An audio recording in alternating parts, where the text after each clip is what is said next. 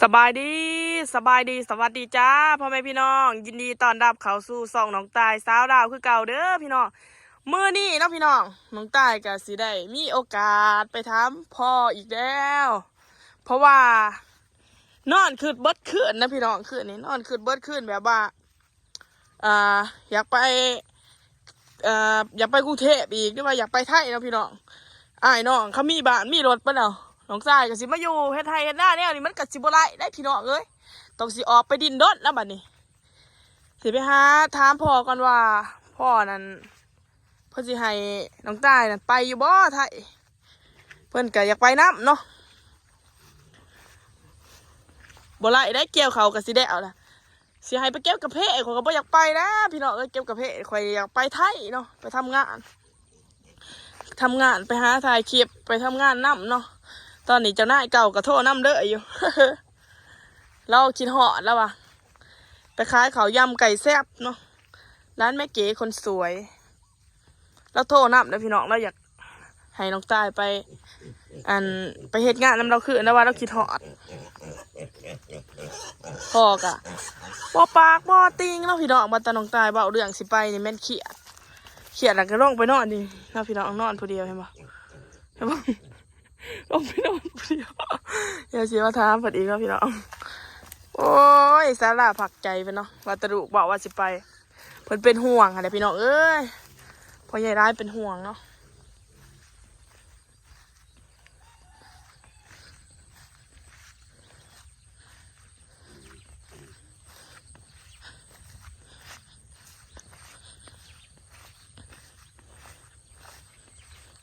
นี่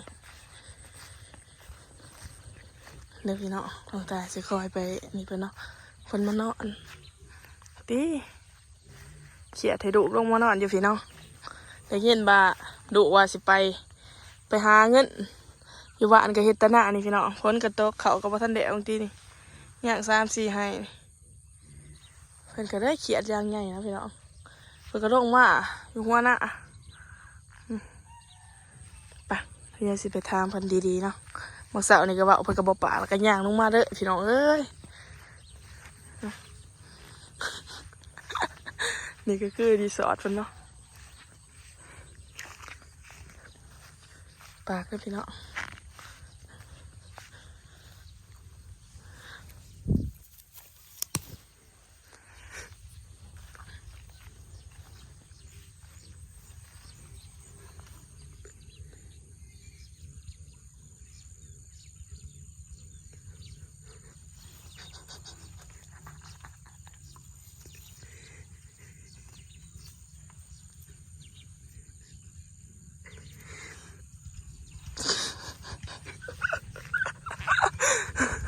ตอนนี้เนาะพี่น้อง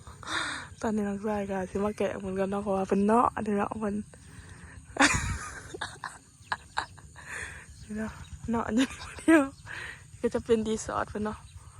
นี่บรรยากาศกลางตรงไหนตรงนั้นนะพี่น้องเนาะแต่อันนี้มาโอ้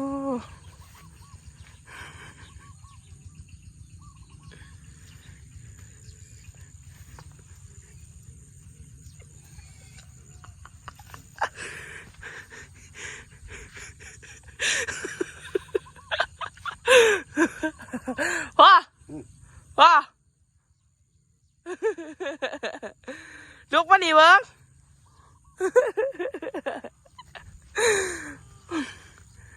นี่นะพี่น้องอีพ่อโอ้นอนเอาหมงแล้วมากลางอีได้นี่พี่น้องมันคืออันนี้เนาะพี่น้องเนาะ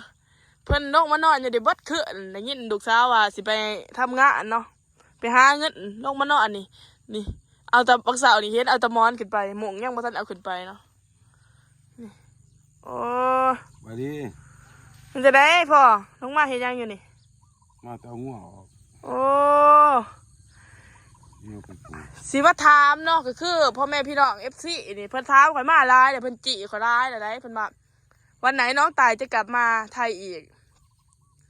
น้องตายนี่แม่นไปแน่นอนพี่น้องแต่ว่าบ่ทันรับปากได้ว่าสิไปมื้อใดเนาะก็คือสิมาถามพ่อว่าถ้าว่าไปเกี่ยวเขาวแล้วนี่สิให้ไปบ่ฮะไปไปก็ไปไปก็ไป ไป อยู่เป็นปี2 ปีพุ่นไหน โอ้ยเรื่องแห่งดี แม่นบ่เอาคือว่าจัก ยามจะลูกตายหันไปบ่ได้พ่อเดือนมา ถ้าลูกตายไปเรื่องแห่งดี แม่นบ่วะ แม่น นี่เนาะพี่น้องเนาะรีสอร์ทพ่อใหญ่ได้เจ้าเคยไปเกิดมาบ่เคยไปไทยจักเถื่อเลยนี่พี่น้อง70 ปีเลยอีพ่อบ่เคยไปจักเถื่อเลย เคยไป บ่เคยไปบ่พออุบลอุเวนกันเลย บ่ เป็นหยังคือว่าบ่เคยไป เคยไปแต่2 เมก 2 เมก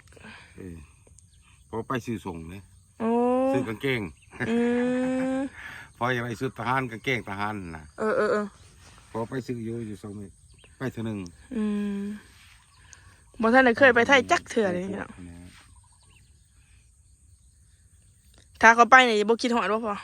โอ้ยก็คิดฮอดแล้วเฮ้ยพ่อไฟสิบ่คิดฮอดความเป็นพ่อ เนาะ ความเป็นพ่อก็คิดฮอดลูก คิดฮอดเป็นห่วงลูกเนาะ เป็นห่วงลูก นี่นะพี่น้องยังมาเป็นยังคือมักมานอนแต่เดี๋ยวนี้มันเย็นบ่พอ มันเย็นอากาศดี โอ้พ่อใหญ่ร้ายเพิ่นว่าอากาศดีแล้วพี่น้อง นอนเรือนมันวันตาย เขาก็บ่ทันได้อันนี้ เป็ดไก่ก็หลายอยู่นี่บ่มี อืม นอนอยู่พุ่น โอ้น้องพี่น้องนี่ก็สิเป็นเฮือนเนาะบรรยากาศถ้าว่าข่อยสิเฮ็ดพาสปอร์ตให้จะไปนำนี่จะสิไปบ่พอ ไปสิขี่รถได้บ่ เป็นหยังคือว่านะอีพ่อน่าสิขี่รถได้อยู่บ่เด้พี่น้อง สมัยกูมึงมีรถตู้รถนั้นล่มบ่เขาแพ้แอร์เลย แพ้แอร์เนาะเฮาบ่มีคือเพิ่นเนาะ อืม ขี่แต่รถจักรรถไถตากแดดเนาะเฮาบ่เคยมีรถใหญ่เนาะ รถบ้านเฮาบ่มีแฮร์หรอก โดยสารฮอดปากเซ่ก็บ่มีแฮร์ อืม รถเขาโทรพอเห็นอยู่2 เมตรนี่เขามาลัดเอาคนนี่มีแต่รถน้ำรถดูพุ่นดูลาพุ่นรถวิโก้รถเอียงพุ่นเขาแลนเอาคน ถ้าข่อยถือเด็ก6 ตัวก่อนสิซื้อให้ขี่ดอก โอ้ยในชาตินี้คือสิบ่ฟันแล้วลูกเอ้ย โอ้ยคนเฮาอายุยังน้อยอยู่มันก็มีเด้อเฮ้ยมือมีคือหมู่เนาะพี่น้องเห็นบ่ว่าหนูลูกดาวไต่ได้ยังได้แล้วโดดดีใจน้ำอายได้อายได้ก็ได้ยังข่อยได้อพี่น้องเอ้ยยังบ่ได้สิได้โดดจะบาดสิพยายามถ่ายคลิปได้หลายเด้อพี่น้องเห็นคลิปต้องหลายส่วนนี้อย่าสิแปลกใจเด้อสิตั้งใจเฮ็ดเทือนให้มันแล้วนี่เนาะพี่น้อง เพื่อนก็บ่ทันแล้ว ได้มันก็พ่อได้แต่ค่าปลาแดกไปนู่นอ่ะนะนี่เฮือนนี่ก็สิคล้ายเขาเฮ็ดน้ำเนาะพ่อเนาะตื่มกันไปจังบาสิพาเฮ็ดเทือนเนี่ยก็สิตั้งใจ พี่น้องเอ้ยฝนตกห่ำมันออกนอหมดอ่ะ อันนี้จัง กินก็ยังยาก สิตั้งใจเก็บเงินซื้อรถเด้อบัดนี้พันเป็นไปได้เนาะพี่น้องถามว่าพันเป็นจริง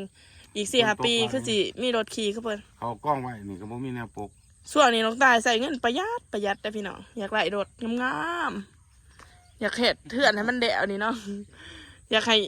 อีพ่อขี่จักครั้งในชีวิตเนาะ กันพอเก็บเงินน่ะลูกก็สาธุอโมทนาแหละ อย่างแต่ว่าลูกกินหลาย เนี่ยพี่น้องจังจะเกิดมาพ่อบ่เคยมีรถคือเพิ่นบ่เคยมีจักเทื่อบ่รถใหญ่เคยขี่แต่น้ำหมูเนาะ กินหมูพวก จะอยากได้อีว่าถามว่าข่อยซื้อถามว่าข่อยซื้อให้นี่จะสิภูมิใจแฮงบ่พอ คำมันไหนก็ดีเลย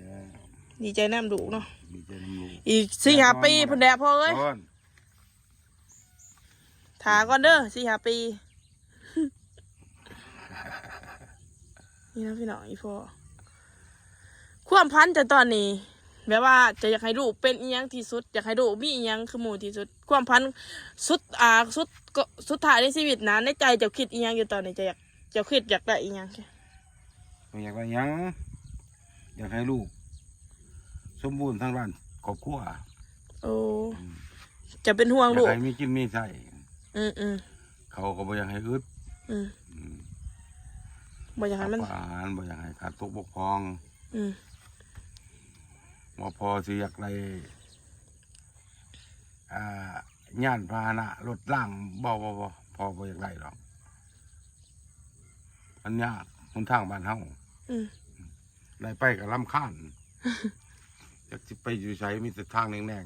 ๆแต่ขี่รถจักรมอเตอร์ไซค์นี่ยังยากไปยากมายากพี่น้องเอ้ย ห่วยขามากไปนี่ก็สบาย บ เจ้าบังอีหยังก็ตอนนี้ จะเป็นห่วงไผที่สุดตู่นี่ ก็เป็นห่วงหมดกูคนแหละ อืม เป็นห่วงน้ำลูกตายนี่แหละ จานดุบ่มีกินมีใส่บ่ น้ำลูกบ่มีกินมีใส่ คันมาพอย่างใครแล้วเนาะ พอย่างก็ใครแน่ยังง่วงนี่คุ้ยนี่นะเป็นผล นี่เนาะพี่น้อง ก็ได้ขาย โอเคพี่น้องถามว่าคนไปไทยนี่แม่นให้ไปแม่นบ่ ไป นี่แล้วพี่น้องเป็นพยานชกันเด้อบัดย่ามสิไปแหละแล้วเงาะแล้วแงะบ่ได้ได้พอบัดย่ามข่อยสิไปอดีแหละเขียดบ่ได้ได้ บ่ นี่เด้อพี่น้องเป็นพยานชกันเด้อพ่อใหญ่ร้ายแล้วบ่ให้ลูกไปแล้วโอเคพี่น้องพอกันใหม่คลิปหน้าฝากกดไลค์กดแชร์กดติดตามคลิปของน้องตาเลยเด้อบ๊ายบายเด้อพ่อ บ๊ายบาย